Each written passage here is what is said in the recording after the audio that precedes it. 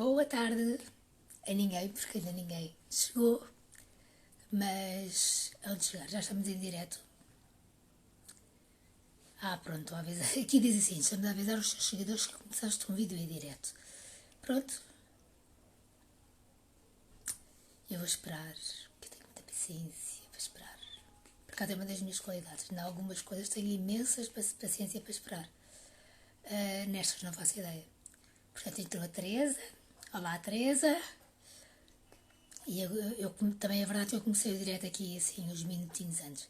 A Tatiana também aderiu. Sofia, bem-vinda. Já cá estou, claro. Claro. Eu hoje li isto tipo à Sofia Lopeceira, tipo 2 minutos antes. E portanto vocês estão a chegar mais tarde, mas ainda bem. Olá, Teresa. Porquê que isto está tudo a apitar? Eu tenho tudo desligado, as notificações, mas está tudo a apitar na mesma. Não há problema. Portanto, vamos esperar que chegue. Olha, Inês. Inês, vou responder a grande parte das tuas perguntas. A Inês fez umas perguntas, umas que dá para dar aqui, outras não dava, porque eram precisas imagens para complementar estas coisas, e então não dá. Mas isto vai quase começar por uma pergunta da Inês. O que é que eu fiz desta vez? Neste live só vou responder a perguntas das pessoas. Está tão linda! Eu vou já te mandar o tutorial, que já está feito. Eu fiz o tutorial para vocês. Pronto, depois se alguém quiser eu posso mandar para vocês o tutorial. Agora se calhar já não faz já não faz tanto sentido, porque as pessoas já podem sair de casa para ir ao cabeleireiro. Eu continuo a não ir, porque pronto, eu faço parte do grupo de risco e portanto até ao final de maio, enquanto não vir como é que as coisas estão, vou-me mantendo por aqui. Sim, claro, compreendo, faz todo o sentido, eu sei, Inês, compreendes perfeitamente e eu conheço-te bem. O que é que eu fiz? Peguei aqui numa série de perguntas que tinham feito e ordenei-as aqui de forma a que isto se faça tudo como se fosse um conteúdo complexo. E não fui escolher propriamente as perguntas mais importantes ou mais significativas, foi a que faziam mais sentido neste alinhamento. E assim podemos ter aqui mais oferta e perceberem um bocadinho mais de todos os pontos, que eu acho que também é giro. Portanto, e isto começa exatamente com uma pergunta da Inês que diz: quando iniciamos o redesign de um espaço interior, por onde começar? Portanto, esta é uma pergunta pertinente e aqui temos duas questões que se levantam logo. Uma é um espaço interior que já existe e acabou, ou é um espaço interior que precisa de obra? Se for um espaço interior que precisa de obra, vamos ajustar todo o layout à necessidade do cliente. Se for um espaço que não precisa de obra ou que o cliente não quer fazer obra por questões económicas, o que vai acontecer é vamos adaptar o layout que temos à necessidade do cliente e conforme aqui as necessidades, os gostos, o que é importante para cada um deles. E outra pergunta que depois se segue é esta, que é o como definir o estilo. Portanto, que é exatamente isto que nós estamos a fazer. Quando estamos a iniciar aqui um projeto de interiores, uma das coisas que fazemos logo é definir o estilo. E isso está nas necessidades do cliente, no gosto do cliente, que tem que ser ouvido e de alguma forma respeitado. E depois há outra coisa que são as prioridades. Imaginem que há uma família que precisa de estar com a sala de estar preparada porque recebe muita gente. Então a prioridade se calhar é a sala. Se for uma pessoa que trabalha em casa, se calhar o mais importante é ter o escritório primeiro.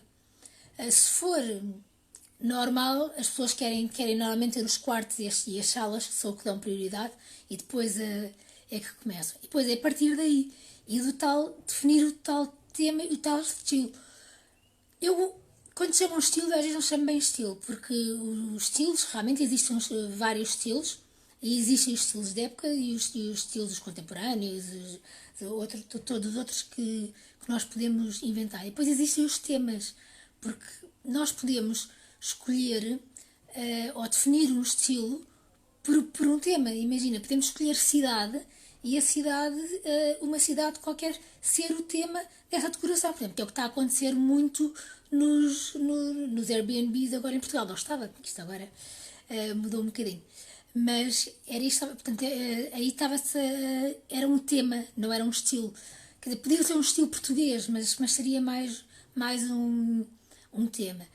E este início pode ser feito de qualquer forma.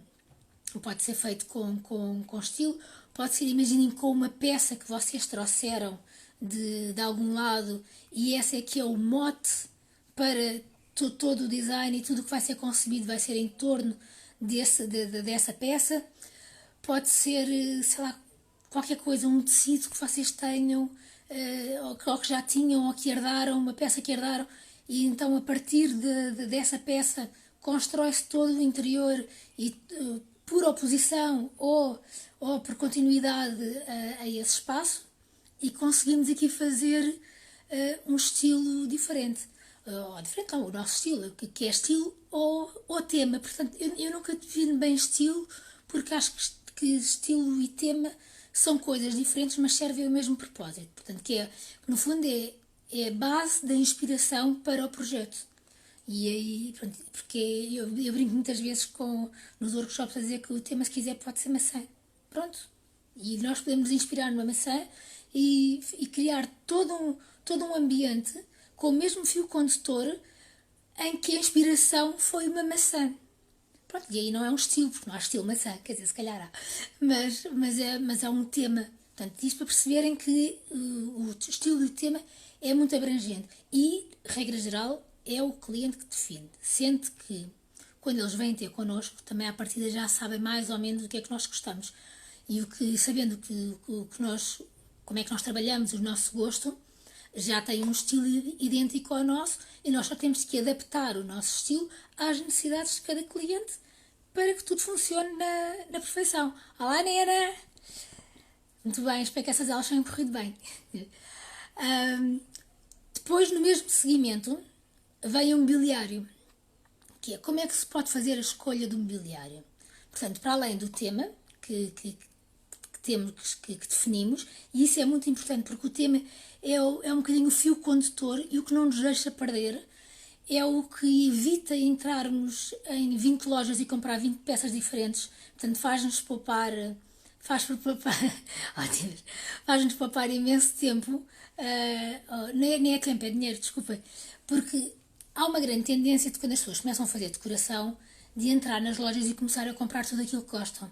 Mas não viram medidas, não definiram bem o estilo que querem, olham para o espaço, sei lá, um sofá numa loja que seja generosa, parece um sofá pequenino. E depois quando chega à casa do cliente, eles chegam lá e deparam-se que têm um sofá muito maior do que aquilo que achavam que poderiam ter.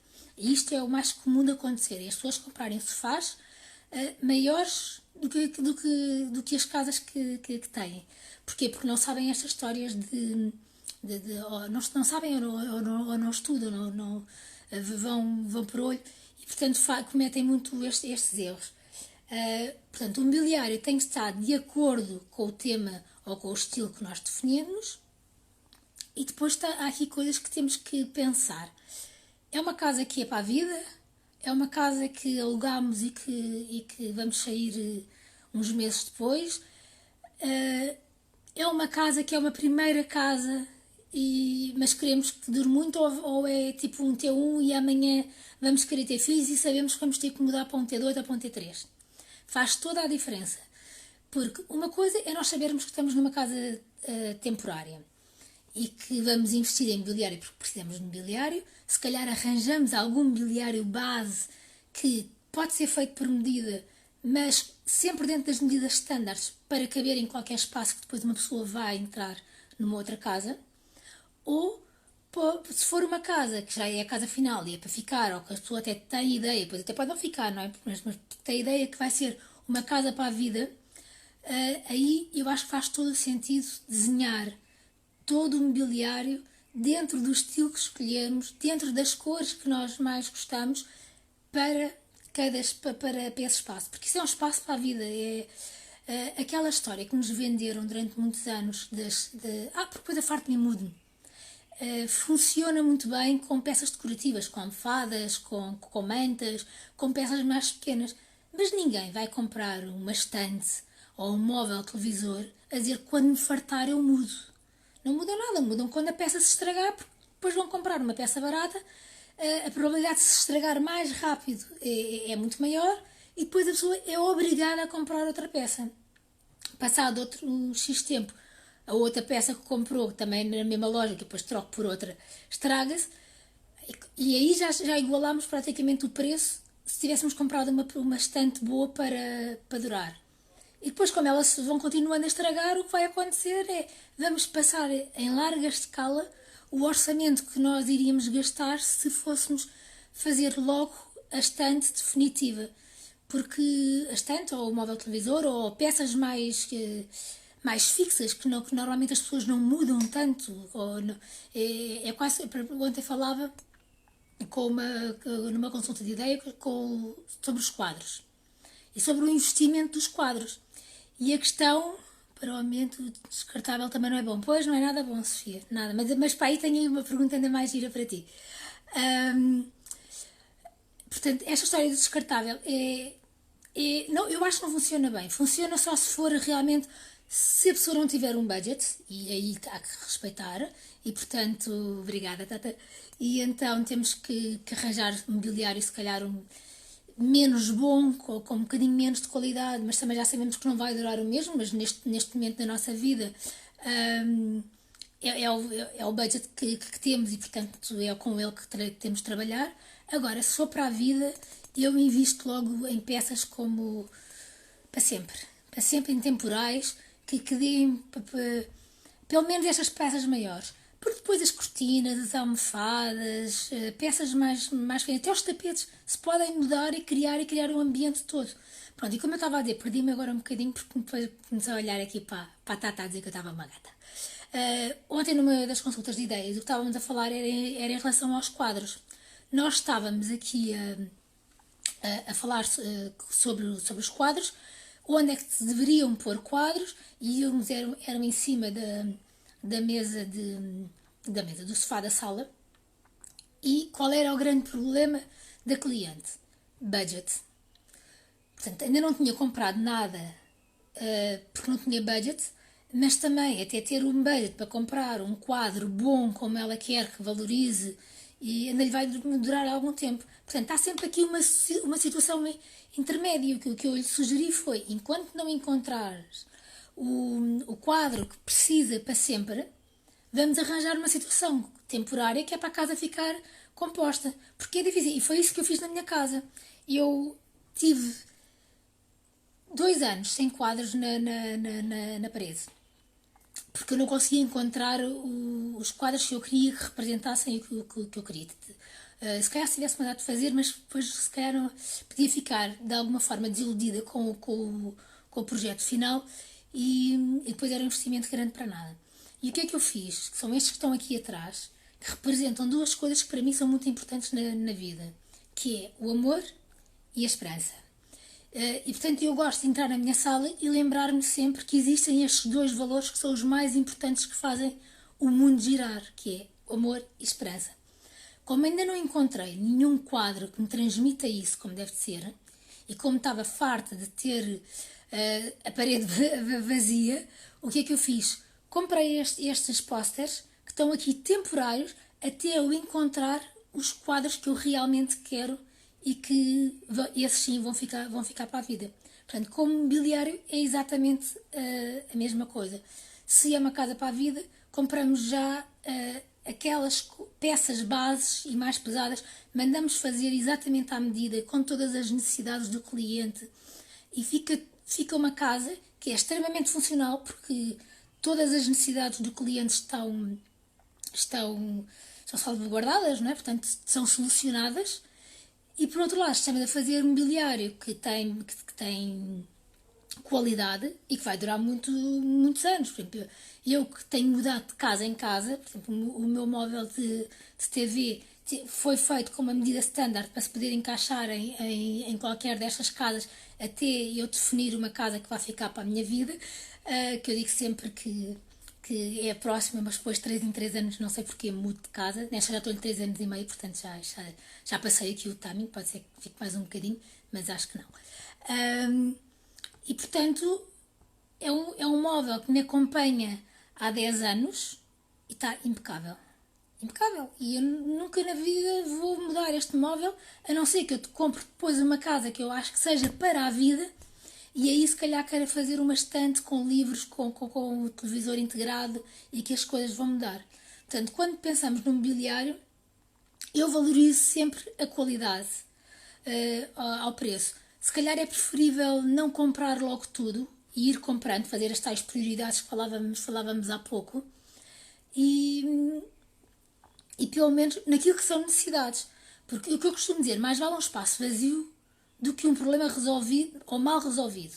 Porque se nós compramos uma peça só para naquela do desenrascar, ela fica ali, mas como compra função, nós não temos essa noção de que afinal temos de trocar, não nos lembramos que precisamos comprar essa peça. Porquê? Porque o problema em si está solucionado. Imaginem que precisamos de um candeeiro de apoio.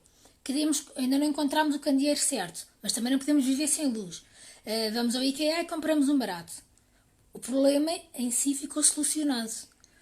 O cliente continua sem ter um candeeiro que goste.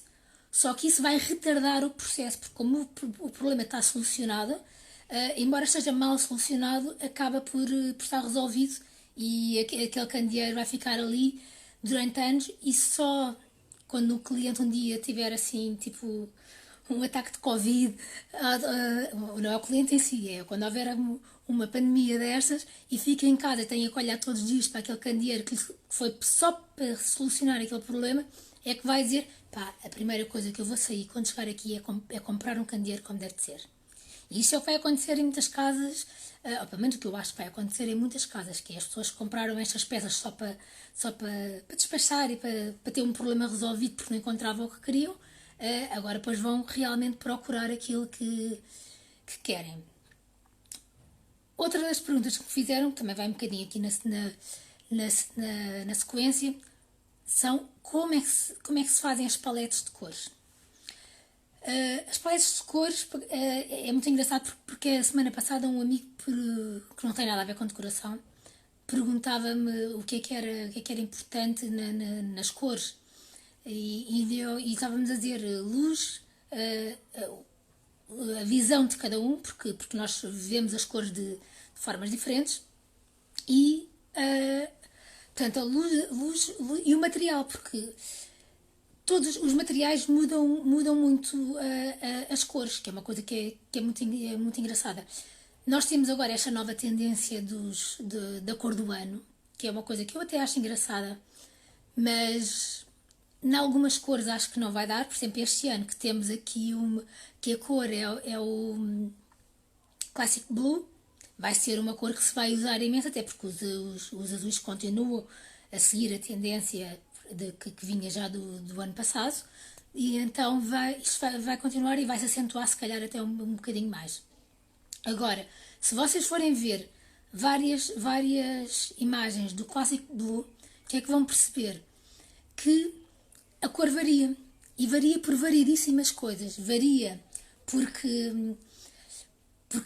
num tecido a cor funciona diferente num papel de parede ou num lacado, é diferente, ou mesmo numa tinta normal e num lacado, a mesma referência de tinta funciona de maneira diferente, nunca fica exatamente igual, porque o material faz com que isto mude. E a luz também é muito importante.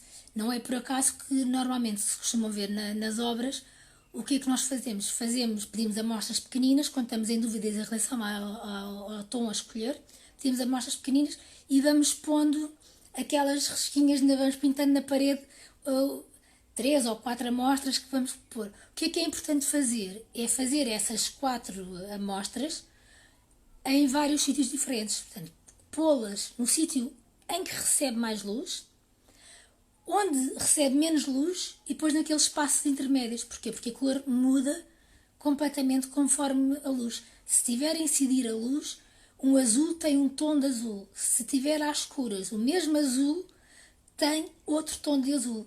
Portanto, o que é que se faz é põe-se estas amostras por estas zonas todas da casa para percebermos qual é que resulta melhor.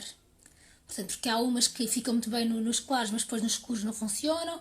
Há umas intermédias que até se calhar dão para os dois, mas não dá. Se calhar há uma escura que funciona lindamente na parte mais escura da casa e lindamente na parte mais clara. E, portanto, vamos ter que perceber qual é que é a cor que funciona melhor no espaço como um todo para depois a podermos aqui usar. Portanto, depois, como é que se trabalham as cores? As cores, pronto, temos sempre uma cor base, temos a roda das cores que toda a gente sabe e que deu na primária, portanto as cores quentes, as cores frias, e como é que elas, aqui a questão é como é que elas se misturam, ou como é que elas se coordenam. Portanto, se elas tiverem, por exemplo, nós temos a roda das cores, tem ali aquela palete, umas ao lado das outras. Todas as que estão umas ao lado das outras entram cromaticamente, ficam bem.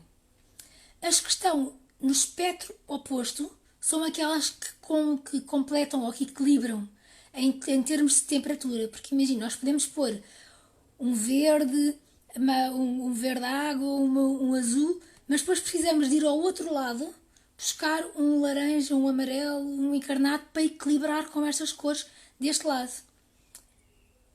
Rita vai ficar salva. Vai ficar 24 horas sim e depois vai para o YouTube. Portanto, se tiver que fazer uns 3D para alguém, à vontade, Vitor. Tipo, e portanto, é assim que se equilibram as cores. É ver.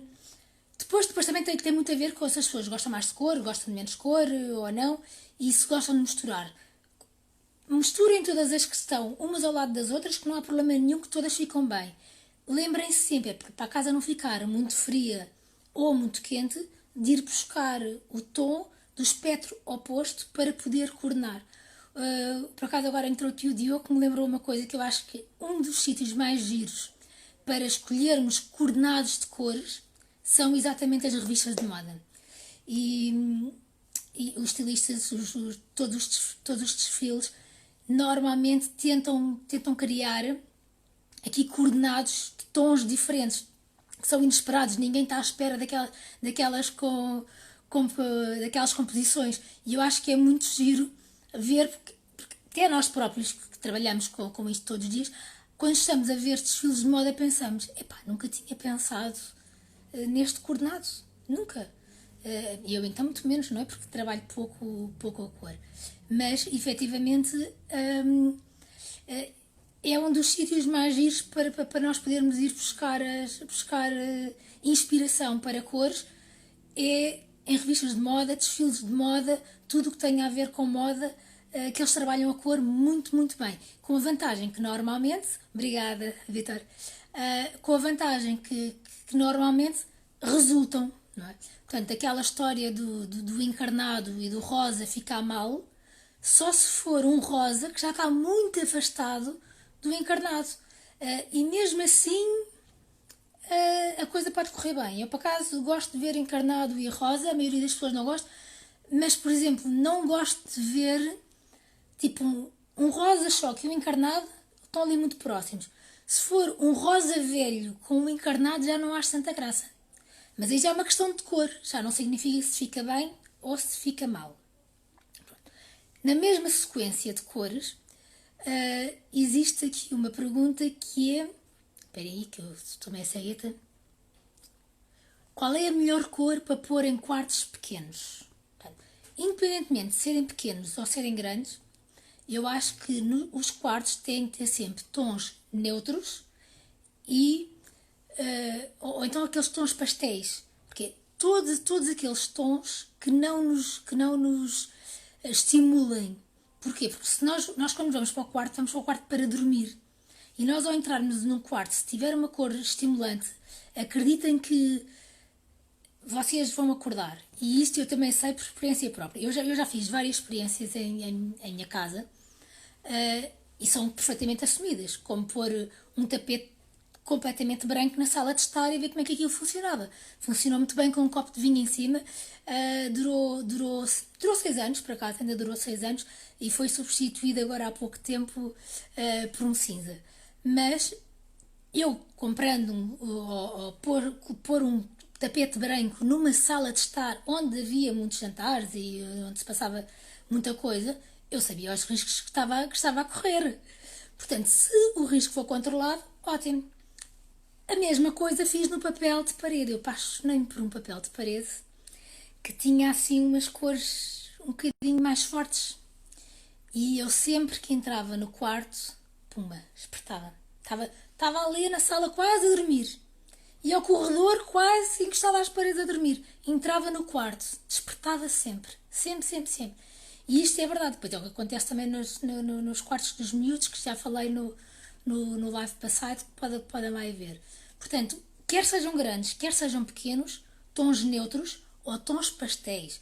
Porque, por exemplo, um verde água, um rosa velho, são cores que são bonitas. Um azul mais bebê, não tão bebê, mas mais pastel. São cores que ficam bem, que são bonitas e que dão cor, como as pessoas querem, mas não despertam, não nos estimulam, que é aquilo que nós não queremos quando vamos para o quarto de dormir. Para mim, eu acho que é importante respeitar estas coisas. Agora, também têm que perceber que tons neutros não são só brancos e cinzas como eu uso. Porque, embora um cinza é de facto uma cor neutra, mas pode ser uma cor, se ela for, quer seja muito clarinha, quer seja muito escura, vão ter impactos diferentes, mas nunca vai ser uma cor estimulante. O preto é das cores que a minoria das pessoas arrisca e que sempre que falamos em preto as pessoas tremem. Mas a verdade é que um espaço que tenha uma parede inteira preta é um espaço bastante tranquilo e, curiosamente, bastante acolhedor. E, ao contrário do que as pessoas pensam, se for um espaço muito pequenino, se ele tiver todo pintado de preto, teto inclusive, vai ter a reação que tem um branco, que parece que aumenta, parece que cresce. E estamos a pôr uma cor que supostamente devia fechar, porque é escura. E isso não acontece, portanto tem que... É verdade que para fazer estas coisas temos de ter aqui energia água, exatamente, portanto aqui sempre a mover. É verdade que para fazer estes coordenados e para arriscar estas coisas é preferível fazer com profissionais. E depois há aqui a velha história da tentativa. Por exemplo, ontem com a mesma cliente os quadros falávamos por causa do terraço que existe ali um problema, que é, todas as paredes do terraço estão pintadas de branco. Há uns gatos que saltam para dentro do jardim e do terraço. E a cadela dela vai tentar apanhar os gatos. E, portanto, a parede branca está toda cheia das patas, da sujidade, das patas da cadela que anda ali no terraço e que, como é óbvio, ficam um bocadinho mais sujas. Então estávamos aqui a tentar chegar a um tom, que para mim era um tom de cinza, e depois chegámos à conclusão que sim, que deveria ser esse. E o marido dela lembrou-se de uma coisa importante. Tipo, agora vamos passar a ter as patas dos gatos. Eu disse, pode ser ou não, porque se também vierem com a mesma sujidade que as da cadela, pode ser que não. Mas pode ser que aconteça isso. Que depois venha a ver as patas do gato e que tenhamos que arranjar uma outra cor que seja aqui intermédia e que disfarce quer as patas do cão, quer as patas do gato, que andam todos ali, naquele muro. A cliente para cá até queria pôr aquilo tudo forrado com relva artificial. Eu continuo a achar que não é uma boa ideia, Sofia. A Sofia ainda não entrou aqui no direto, mas eu sei que ela vê depois. Eu continuo a achar que relva artificial num pátio toda à volta, não. Um jardim vertical, sim, mas depois podemos ter aqui outros problemas, que é as patas, quer do cão, quer dos gatos, ficarem presas nesse jardim e aqui a coisa correr mal. Portanto, aqui as cores trabalham-se muito assim e, portanto, vai falar em gatos, que seria se o Bastian não viesse para um direct meu, não é? Depois tenho uma pergunta muito, muito, muito engraçada, e esta era aquela que eu dizia que era para ti, Sofia, que era como fazer uma casa feliz através da decoração. E eu gostei imenso desta pergunta, porque realmente tudo aquilo que nós queremos são casas felizes. Mas para termos casas felizes, há aqui várias coisas que temos de ter em conta. Primeiro, o que é para nós a felicidade? Esse gato gosta, está sempre a aparecer. Este gato nasceu para brilhar, ele também é lindo, não é? Já viste como é que ele pergunta? Portanto, a primeira coisa que eu pergunto sempre é o que é quem quer uma casa feliz. As pessoas, normalmente, a pergunta que eu faço normalmente tem mais em relação ao mobiliário, que é quando as pessoas me dizem eu quero um sofá confortável. A primeira coisa que eu pergunto é e o que é para si um sofá confortável? É um sofá que se chega e que se afunda? Tipo sofá de penas? Vamos ficar com as costas todas feitas no 8, mas são super confortáveis? Ou é um sofá rijo que nem pedra para termos aqui as costas sempre direitas e para estarmos sempre com uma boa postura e à medida que vamos envelhecendo vai sendo mais fácil nós nos levantarmos em sofás mais duros do que estes mais fofos de penas. Agora, isto varia muito de gosto para gosto, porque eu tenho pessoas que odeiam sofás de penas, eu adoro sofás de penas, mas para bem das minhas costas, acabei por arranjar aqui um intermédio, que é uma mistura de penas com odofil, que faz aqui uma boa recuperação, mas que não mata tantas costas e que deixa de haver aquele namoro que é de ter que andar sempre a arranjar o tecido, porque quanto mais fofo for o sofá, o tecido vai ficando mais largo e, portanto, temos que andar sempre a namorar o sofá, sempre a arranjar e também é uma canseira para o dia a dia. Uma pessoa quer levantar-se e quase ir embora. Já chega a ter que arrumarmos aqui as almofadas decorativas que já ficaram todas fora do sítio, dobrar as mantas e essas coisas, que seria agora ainda estar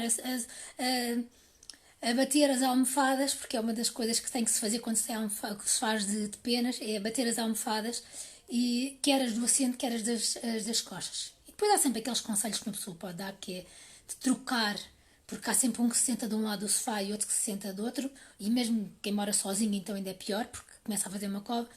Eu aconselho a todas as semanas trocarem de almofadas. Quando fazem a limpeza em casa, trocam de almofada e assim vai equilibrando e aquilo não vai ficar parte do sofá estragado e a outra menos estragada. Portanto, fica um bocadinho mais. Portanto, aqui é o que é uma casa feliz? Uma casa feliz para mim é uma casa que está em harmonia. É uma casa que é harmoniosa. E isto, a harmonia, tem a ver com o equilíbrio. E o equilíbrio tem a ver com o gosto da própria pessoa. Portanto, para mim, uma casa harmoniosa é uma casa que não tem muita informação, é uma casa que é neutra, que está muito equilibrada. É uma casa harmoniosa, não, uma casa feliz. Para mim, é uma casa neutra que me dê tranquilidade. Isto para mim é uma casa feliz. E depois tem ali uns apontamentos de cores em livros, que até se destacam. Por exemplo, quando estamos a olhar para uma estante, são aqueles pontos de cor que saem, tipo um livro amarelo, um livro rosa choque, um laranja, que se vê nas lombadas e que despertam e que dão ali cor. Outra coisa que eu acho que é muito importante para ter uma casa feliz é ter flores. Flores, e quando eu digo flores, não são só flores em jarras, embora eu acho que as flores nas jarras sejam muito importantes. Depois varia, lá está, varia de pessoas para pessoa. Por exemplo, eu só gosto de flores brancas. Todas as outras eu acho muito bonitas, já vejo arranjos lindíssimos, mas nunca os compro porque eu sei que em minha casa iriam ser informação a mais e portanto compro sempre os brancos. E agora, para quem gosta de cor, como é óbvio, se calhar uma casa harmoniosa é que tenha as cores todas a coordenar umas com as outras e equilibradas e que seja uma casa muito colorida. E aí sim é uma casa feliz, porque é uma casa colorida onde essa pessoa se vai sentir bem. E eu que não me sinto tão bem, não é que não me sinta tão bem, mas acho muito giro espaços coloridos para espaços públicos, mas para espaços de habitação gosto de coisas neutras. Para mim ia ser a casa mais infeliz do mundo se eu tivesse uma casa bastante colorida. Portanto, a felicidade depende da casa, depende muito da sensibilidade de quem lá mora e depende muito do gosto que lá se tem. Depois há uma coisa que, pronto, que as pessoas acreditam ou não acreditam, ou seguem ou não seguem, que é a história da energia da casa. E eu já entrei em algumas casas bastante infelizes. Felizes. E sentia-se. O peso da casa é horrível, porque uma pessoa entra e a casa é triste. E é triste por variedíssimas razões. Porque as pessoas andam com os torres fechados, porque têm pouca luz, porque têm as coisas atafolhadas, porque a energia não flui, porque as próprias pessoas não são felizes e vão passando essa energia para a casa. E aí tenho um exemplo ótimo no qual posso falar, porque a Ana permite-me falar e já testemunhou várias coisas. Quando eu cheguei à casa da Ana, foi assim daquelas casas que eu senti um aperto no coração. E atenção que eu não sou nada de intuitismos e dessas coisas, tenho uma intuição bastante apurada, mas não sou nada de guru nem nada dessas coisas. Mas a verdade é que quando chego às casas, sinto um bocadinho a energia das casas. E quando eu cheguei aquela casa era a casa mais infeliz do mundo. Mas também tinha uma história de vida muito pesada. Tinha morrido lá a avó da minha cliente, que entretanto a mãe da minha cliente tinha ido para a casa para cuidar da mãe dela, não é? Portanto da avó. Depois, quando a avó morreu, a mãe ficou doente e a minha cliente veio dos Estados Unidos para Portugal para tomar conta da mãe. Então a casa estava, portanto, tiveram que arranjar ali um outro quarto que não era o quarto para uns para eles estarem e outros para estar a mãe, que fazia parte da sala de estar, teve que passar a ser quarto. E esse quarto era horrível porque já tinha lá morrido 2 pessoas. E portanto, por muito que uma pessoa não queira, há aqui um peso, há aqui uma história de vida. Eu não faço a mínima ideia como é que se limpam casas e como é que se fazem essas coisas todas a nível de Feng Shui, essas coisas. Mas sei que a nível decorativo, se nós abrirmos as janelas todas, exatamente, as casas são que mais pessoas transmitem aquilo que absorvem, mesmo, tal e qual, Inês, não podias ter definido melhor. A Inês também não tem nada a ver com estas coisas, mas também tem, mas é um bocadinho como eu, interessa-se um bocadinho por estas coisas, até mais do que eu. E portanto, todo aquele peso, aquela casa, estava ali, foi retirado a primeira coisa que eu disse à minha cliente foi: por favor, todos os dias de manhã, abra os stores desta casa. Esta casa tem que receber sol, tem que receber energia, tem que ter luz, porque uma casa fechada, e não é por acaso que as casas fechadas se estragam mais depressa, porque uma casa que está... E vocês veem mesmo nas casas de férias, estragam-se mais depressa que a nossa casa, onde nós estamos todos os dias, e essa é que deveria ter um desgaste maior. Mas às vezes não é. As casas são uma extensão da nossa vida e precisam de respirar. Exatamente. E eu na altura ainda nem tinha... Sofia, na altura ainda nem sequer tinha feito o curso de Feng Shui, nem estava... Não é que não estava muito para aí virada, porque tinha tido, já tinha feito o estudo do Feng Shui daquela casa que eu te tinha dito que por acaso tive sorte, que o Bagua correspondia no simbólico ao existente, aos eixos, aos pontos cardeais. Pronto, desculpem que eu às vezes engasgo-me um bocado. E portanto, essa casa, que era super triste, primeiro a partir do momento, quando eu lá fui a segunda vez, já não era tão triste, já não era tão pesada. Porquê? Porque havia luz, a casa respirava, há correntes de ar. Eu arejo a minha casa todos os dias. Infelizmente não posso abrir as janelas todas como eu gostava, porque senão corro o risco de repente um dos meus gatos ir parar lá abaixo e não dá jeito. Já aconteceu isso ao Dior, quando eu vivia num quarto andar. Curiosamente não lhe aconteceu nada, portanto eu estou convencida que ele subiu pela escada de emergência que eu criei para podermos fazer um terraço e mega festas lá. porque ele estava ótimo, mas apareceu-me 5 dias depois. E aqui não posso abrir as janelas todas. Às vezes o que eu faço é fecho a porta do quarto e abro as janelas todas para o quarto respirar bem e sair tudo o que é cheiro de dormida. Cheiro de dormida não significa que as pessoas não tomem banho, porque eu tomo banho todos os dias, até em quarentena. Sim, eu ainda estou em quarentena. Significa que é aquele cheiro da noite, do corpo. Mesmo que uma pessoa tome banho antes de ir para a cama, a pessoa transpira sempre um bocadinho e, portanto, as escadas precisam de respirar.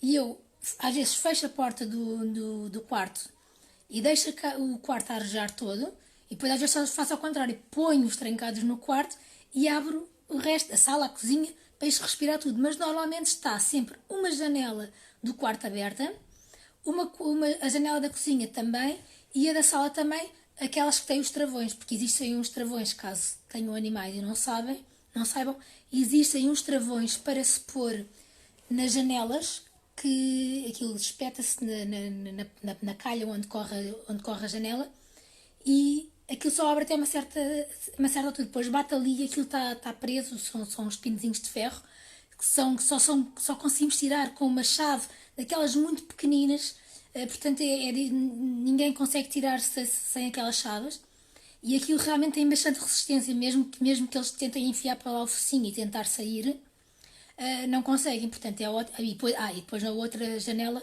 fica a funcionar toda como deve ser, abre na totalidade, só esta que fica fechada é que fica presa, mas é muito bom. Porquê? Porque podemos ter a casa a arejar, embora não seja com as janelas todas abertas como seria o ideal, mas pelo menos há sempre uma correntezinha de ar que vai passando entre o quarto, cozinha e sala, que vai limpando as coisas. E o sol é isto mesmo. E nesta casa não propriamente, mas nesta casa que eu estava a falar, que era super triste, a segunda vez que eu lá fui já estava mais feliz. Já se sentia outro ambiente. Mesmo a própria cliente estava mais feliz já. Ela, quando viu, foi muito giro, porque ela, quando viu o 3D da casa dela, não acreditou muito. Disse: "Mas esta é a minha casa?" Eu disse: "Esta é a tua casa." "Mas eu nunca consegui fazer uma coisa assim."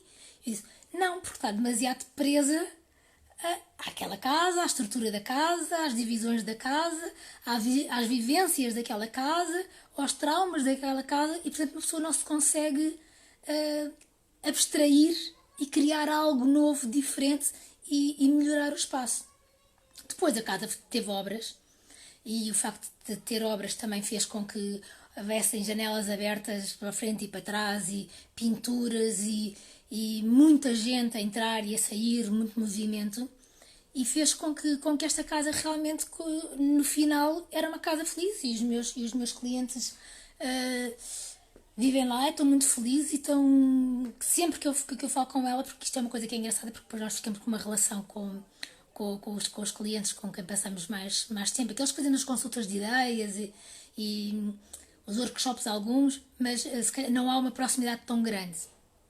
Agora, estes de projeto, que nós estamos ali meses com eles a definir coisas, ficamos com uma proximidade muito grande, e é muito giro, e nunca se perde o contacto, vamos falando ao longo dos anos, e é engraçado. E eu vou falando com ela, e portanto, esta carta que eu estou a falar foi para aí há 3, 4 anos que foi feita, e eu estive com ela já, com a minha cliente este ano, e ela está feliz da vida. Diz: "Eu gosto tanto da casa, está tão outra, nós agora somos muito mais felizes, agora eu antigamente não queria voltar para casa e agora quero voltar para casa." Que era uma coisa que era muito engraçada. Ela ficava dentro do carro, sozinha, porque ela não queria entrar em casa. Quer dizer, eu acho que pior que isto não pode existir, não é? Uma pessoa chegar à própria porta de casa e não conseguir sair do carro porque não quer ir para casa, porque não gosta da casa, porque não se sente feliz na casa. Isso é horrível. Eu já fiquei muitas vezes trancada dentro do carro, mas foi para comer, que era para os meus gatos não andarem atrás de mim, para eu poder comer descansada. Agora, por não gostar de uma casa, graças a Deus, isso nunca na vida me aconteceu. E portanto é assim que se fazem aqui as casas felizes. pondo-as ao nosso gosto, deixando-as respirar, mudou-se a energia da casa completamente e a vida melhorou. Sim. Sendo que a energia deles é muito forte, Sofia. Portanto, quando eu fui lá, já muito depois da obra, senti que já não era a mesma energia de quando eu entreguei a obra. Que é giro, percebendo? Porque nós temos a nossa energia, não é? Portanto, temos a nossa história de vida, temos o nosso peso e depois somos mais positivos ou menos negativos e isso varia. Eu normalmente tenho tendência a ser uma pessoa positiva. Acho que a minha casa é uma casa feliz. Ou eu, pelo menos, de alguma forma sinto-me feliz nesta casa porque eu adoro a casa. A nível energético, é pegar nela e deitar para o caixote do lixo, porque isto a termos de Feng Shui, até a Sofia aqui há dias me dizia: epá, a tua casa é um nó. E é verdade. Esta casa, em termos de Feng Shui, não tem ponta para onde se lhe pegue. Se é uma casa feliz, é. Não há ninguém que entre nesta casa e que não sinta harmonia, alguma felicidade, mas lá está. Há sempre flores, há sempre plantas, plantas que eu cuido com muito amor e com muito carinho. Tenho gatos nesta casa que parecendo que não também dá vida à casa. Exatamente, não tem ponta para onde se pega. Exatamente, esta casa é pegar nela, caixote de lixo. Eu até ia mais longe. Era pegar no prédio inteiro, mandar abaixo e reconstruir tudo do zero, porque estas casas, em todos os pisos, são todas más a nível de Feng Shui. Portanto, a solução é mandar o prédio abaixo e fazer uma casa por piso. A minha solução. Mas, como o prédio não é meu, não posso fazer nada. Só beber um bocadinho de água.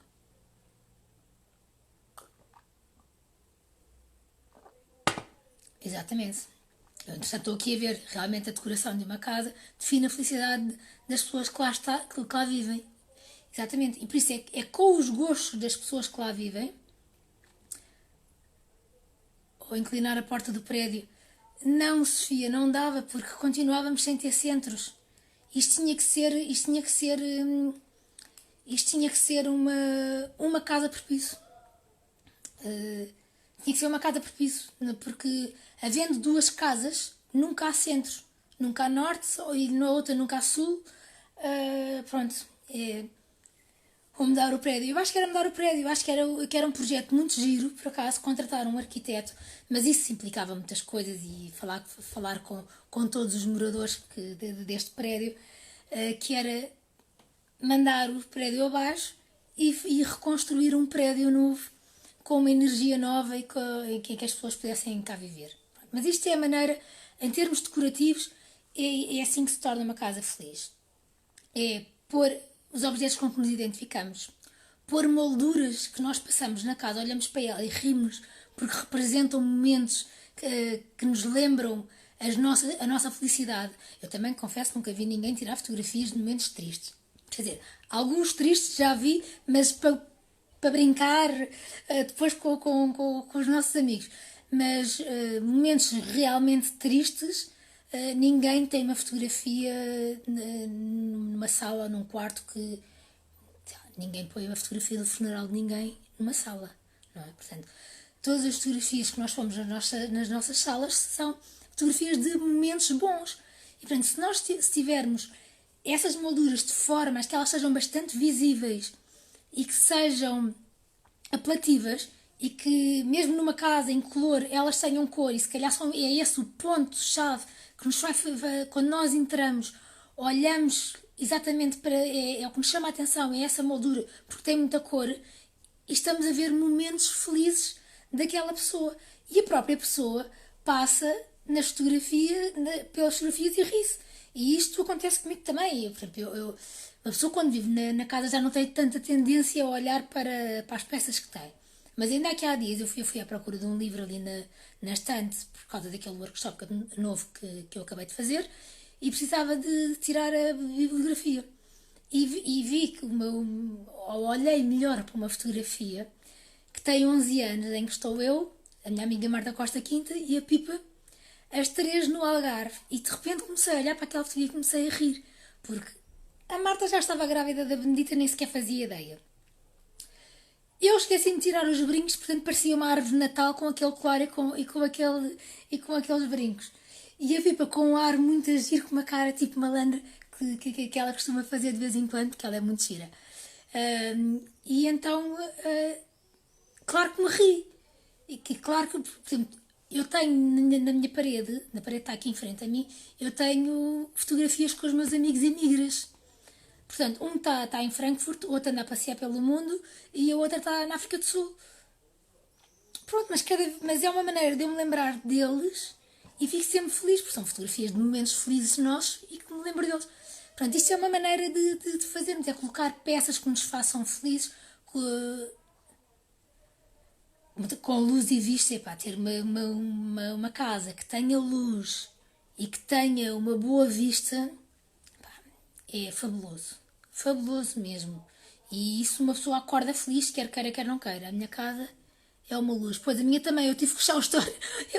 Eu tive que fechar o store agora para poder fazer este live, porque eu tinha aqui o sol a bater direto e como agora o sol cada vez se põe mais tarde, tipo, esta cara, este lado da cara era todo luz e este lado era todo de sombra, mesmo com as luzes que eu tenho em cima.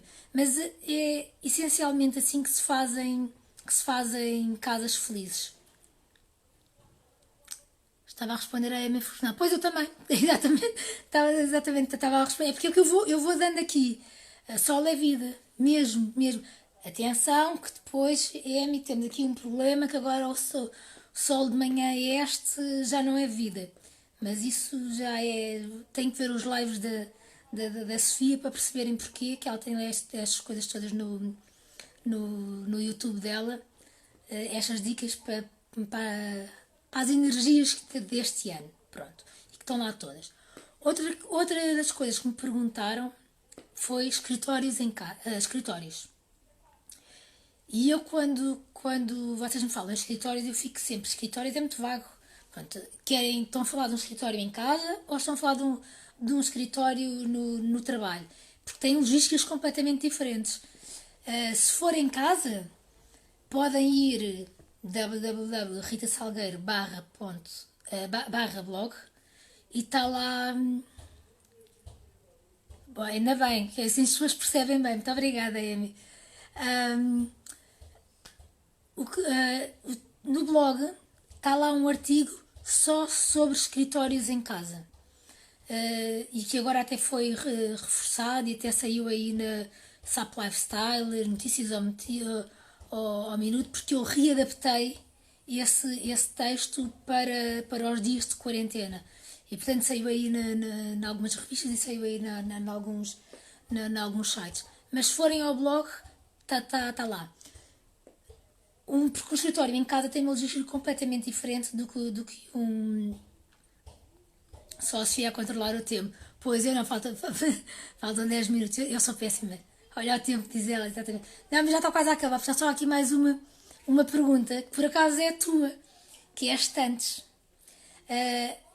Há várias pessoas que me vão perguntando ao longo deste tempo todo, estantes. Qual é o meu problema? Eu tenho uma estante que não é uma estante típica.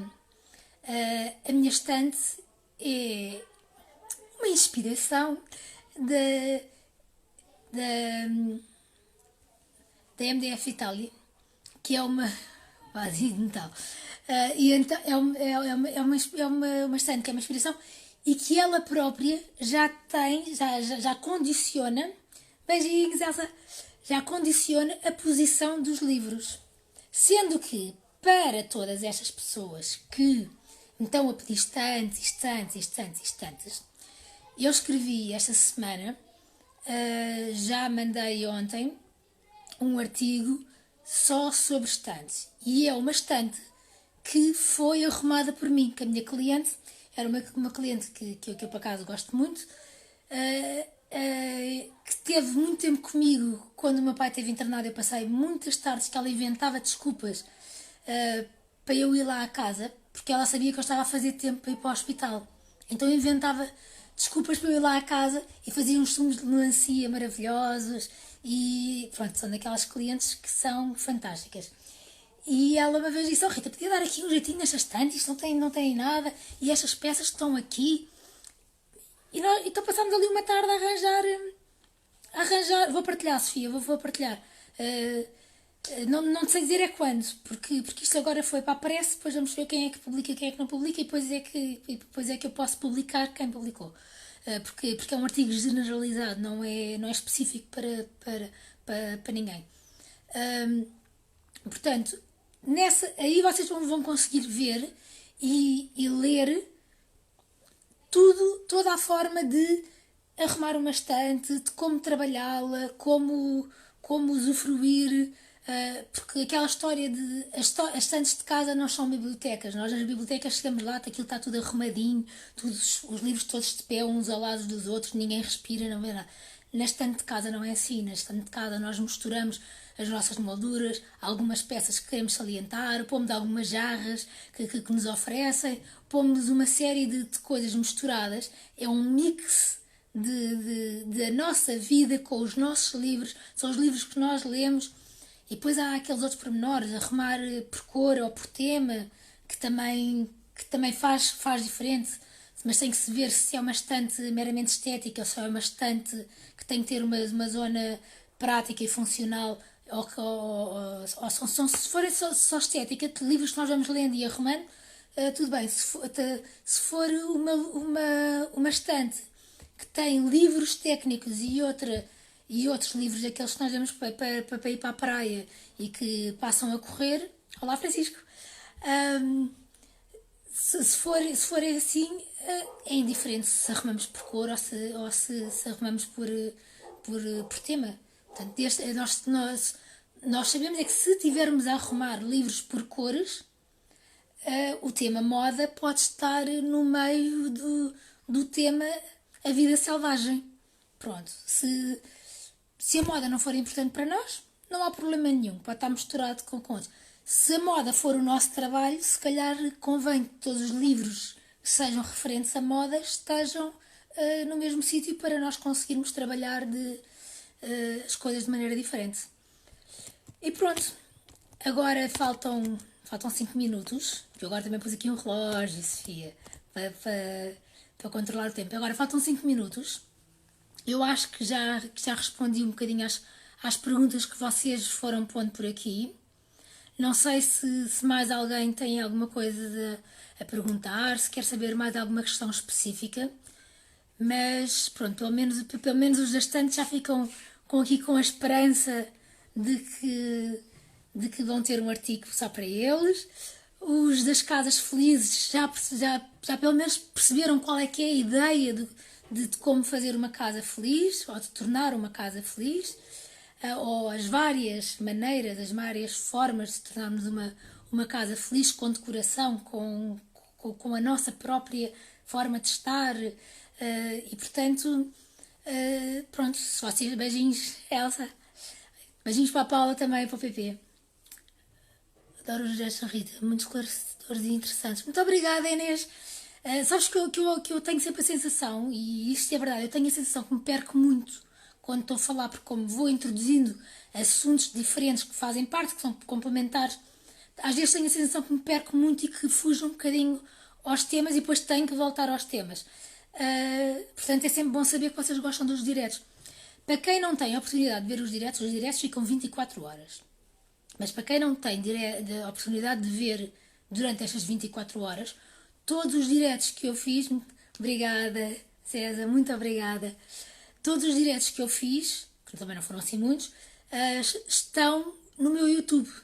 Portanto, o que eu fiz os dois que eu fiz sozinha e os dois que eu fiz com a Sofia já lá estão. Este estará se calhar para a semana ou para a outra, e depois o do outro, não sei. Não acho nada que se perca.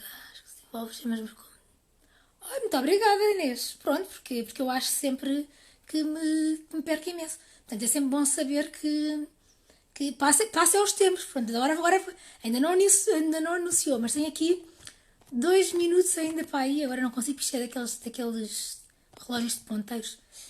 Ainda acima tem 20 anos. Foi o meu pai que me ofereceu as coisas. Agora tenho 28 restantes. Portanto, agora é a altura de eu me despedir, de vos agradecer a todos de terem estado desse lado. Muito obrigado por todas as perguntas que me foram mandando. Enviem mais, porque para a semana há mais diretos e depois eu vou conseguir fazer, esclarecer estas novas perguntas que tenho nestes próximos diretos. Beijinhos e muito obrigada. Agora 4 minutos. A sorrir.